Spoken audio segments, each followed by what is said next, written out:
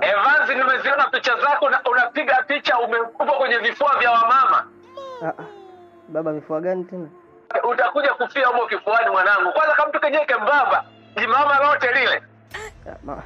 Mama Chalu baba, si nilikuwa nimeenda kumfariji, aliniambia nikamfariji tu. Evans mfariji wa wajane, baba wa yatima. Ndio unaenda kwa yule mama, unajua mume wake amekufa kwa ugonjwa gani? Kichocho kidogo kama wewe unaenda kumfariji mama yule, unamfariji kwa kufanya nini? Mimi nilichokifanya katika kumfariji ni kumtia tu moyo baba. Ulimtia moyo? Unafikiri sisi hatujui moyo? Moyo gani uliomtia mama Karu mimi siujui? Yaani nilikuwa nampa moyo, namgea tumaini. Okay.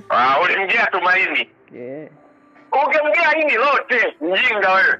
Lakini baba, mbona niliona meseji zako kwenye simu yake tu ulikuwa unamtaka? Evans